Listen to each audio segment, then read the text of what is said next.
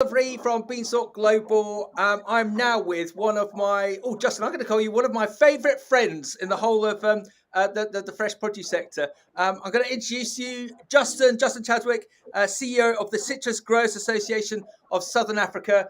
Justin, I keep on saying this to you every time that we do these. I owe you so much. In the respect of a big trip that we did through Africa, and you and your team really looking after us and showing us the best of South African fresh produce, and obviously including that all of citrus. Justin, say hello to a few thousand people, please. Yeah, good. Hello to a few thousand people. Great to be here. And Max, I wish you were here in person. It's always great to see you. So thanks for giving us this opportunity. No problem. I just want to check the tech. Can you just tell me who's the best rugby team in the whole wide world? Yeah, it's not difficult. The world champions Scotland are, so there's no doubt the Springboks. Yeah. Excellent. Well done. Okay, so we got a bit of a delay on the line, but that's not a problem. So I'm gonna give you a big open question, and you're gonna take it away. Berlin. I've had the pleasure of speaking at your stand a few years ago. Tell us about your stand and the South African presence at Berlin Fruit Logistica, please. Yeah, no, it's always fantastic. It's a little bit noisy here, so I apologize. But the South African stand's been unbelievably busy. We always get a bigger stand each year, and this year we brought in a whole lot more tables. And every time you walk onto the floor there, every table is full, waiting around for tables. Once you get your table, you keep it a day, because otherwise you won't get another one back late. There's a real good buzz, a fantastic networking opportunities. Everybody says that fruit to trade and fruit logistica might get smaller, but I can tell you there are a lot of people. Weather in Berlin's not great. Raining this morning, pretty chilly, so the walk to the taxi was a bit much, but it's fantastic. Fruit are exciting people, and there's a real buzz around, and everybody's keen to do business, and yeah, it's been great. Excellent. Well done. Yeah, all of you, the FSA, Fruit South Africa, and the Citrus Growers Association. Yeah, there's a number of trade groups globally, but everyone, if you don't follow FSA and Citrus Growers, do, because you'll learn so much. And as you can already see from Justin, they're a very passionate group of growers and marketeers. So Justin, just give us an understanding as to your season. How's the season been to date, and what's your predictions for next season, please? No, thanks, Max. So we just getting towards our season now. We really start middle of May and onwards with a bigger volumes. We do have small amounts of lemons that we're sending out at the moment. Very small amounts to the Middle East, mostly, and Asia. So we're sort of preparing, and we're starting to get the first estimates in for the forthcoming season. At this stage, and anything can happen between now and May, but stage. There's a lot of fruit on the trees. We had ideal growing conditions, really good rain at the right time, good heat at the right time, good blossoming of the fruit. So we anticipate a big crop. We had a lot of young plantings over the last 10 years, and mainly in the mandarin and lemon sector. And those two are now coming into harvest. So we anticipate a good crop. I think our challenges are on the logistics side. We saw that the table grape industry had quite a difficult logistics season with Cape Town port. Fortunately, we don't use Cape Town as much as table grapes. About 70% of our fruit goes through Durban port, which also had some challenges in December. But we're working hard with Transnet. We're really hopeful that the private concessionary will come in with a joint venture with Transnet, and they will start. We'll start seeing the changes and improvements in the port from April. It won't be a quick fix, but at least it'll be on a trajectory towards efficient logistics. So that's really where a lot of our focus is on logistics. Obviously, the Red Sea issues, etc., are impacting on the northern hemisphere distribution of fruit, in terms of where Egypt sent their fruit, where Morocco, etc., sent their fruit. So we're going to have to really look at that quite carefully, to see where which markets are perhaps more full than they used to be, because Egypt, for example, can get to Europe quite easily, but not so easy to the Far East. So we might find fuller markets in Europe and less full markets in Asia. So we need to just take that into account in our planning going forward.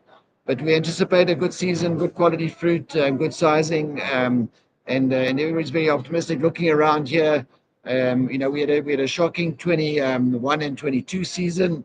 And I remember looking at the guys' faces around these halls, and they weren't that positive. But this year there seems to be a good vibe. 2023 was a good year for us. Good returns in the markets. A volume similar to 2022, so not a big increase, but a volume that at least was good. And so we're looking forward to this year. Anything can happen between now and the start, but we're optimistic. Excellent. Well done. And also, I believe that you had a meeting with your colleagues from the World Citrus Organization. How is the WCO currently? Thanks, Max. So, I mean, the WCO is still very much in its infancy in terms of, getting people to understand what we're trying to achieve, and getting all the major producers of citrus in the world onto it. We had I think it was 11 countries represented at the meeting, so it was good to have, and then most of the major citrus producing countries were there. And we shared a lot of information around what the seasons have been like. And interesting enough, all the countries were indicating climatic difficulties. So definitely major weather events and very disruptive weather events are the norm now every year. And from Morocco to Brazil to Spain to everywhere was talking about water issues and heat issues, etc. So definitely that's where we're gonna try and share best practices, and how do we as a global citrus industry address these challenges, and how do we work together to share information and help each other. I mean, the idea is that what we want is good quality citrus on all the shelves around the world all year round, so that consumers stay with our category. Excellent. Well said. And with one of our speakers yesterday, Tim O'Malley, who runs a very successful produce business in the UK called Nationwide Produce, they do a lot of potatoes, and they were saying that they've never seen weather effects affecting their business like it has done over the last 4 or 5 years. Where I am in the UK, we've got floods currently, and I've just had some contacts come back from Spain where there are droughts. And just it does seem to be that we are in very very different times when it comes to growing. And I remember when we were having a conversation 4 or 5 years ago, I remember you were very concerned about the water levels of your dams, but I'm guessing that your water levels are quite high. But it's something that our growers have just got to manage, isn't it? They're just Yeah. it's just constant change with these ongoing weather factors, let alone with the complication of the geopolitical factors as well. Yeah, we've been blessed with really good rains in South Africa over the last year or so, and the area in Patensi, which was down to the dam was 9% full or 91% empty. That's now full, overflowing for the first time. We had great celebrations there in October last year when the dam spilled over. So the waters are not affected this year, fortunately for our growers. But we've had a bit of hail down in Citrusdal, and that's caused a bit of destruction down there. Fortunately, a lot of the guys have got netting now, and the netting did its job and kept most of the hail off the trees. But yeah, it just happens more and more frequently nowadays. Yeah. So Justin, over and above that, I'm on a bit of a crusade at the moment, that I'm just picking up more and more about highly processed foods and how damaging that is to consumers, whether that be in Africa, UK, or Europe, and the rate of diabetic diabetes that we're having across our population. And to me, it might be a bit jingoistic, but to me, the answer is eating more fresh produce, eating more citrus, and exercising more.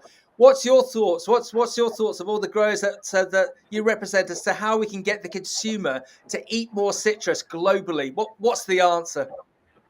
Yeah, so it's actually a subject that we are addressing at the World Citrus Organization. We're trying to get good statistics and good research results back on the nutritional status and the health status of citrus and how it helps you, etc., to improve your, as you say, diabetes, heart, and all of those sort of things. So I think the thing is to try to educate the consumer as much as possible and put this information in front of them. I think one of the issues is that the snack foods, etc., they have deep pockets and a lot of money to put into promotions, etc., which we don't seem to do.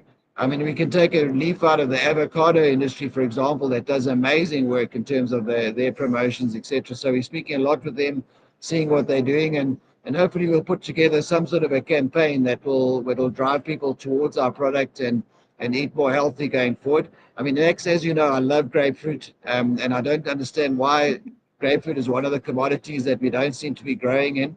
It's the most beautiful piece of fruit, and if you have a grapefruit every day, you'll feel better for yourself, and you'll have a lot more energy and face the day with a real buzz if you have a bit of grapefruit buzz in the morning. Yeah, Justin, well done. And can I say again, follow Fruit South Africa. It's the most beautiful area, and it grows.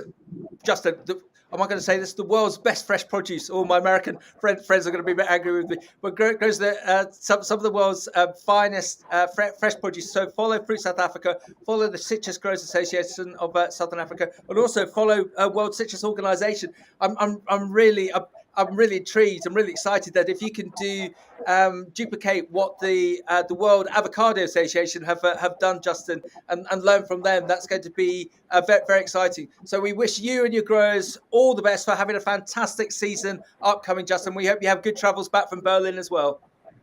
Thanks so much, Max. Thanks for the opportunity. And remember, eat orange a day and you'll keep the doctor away.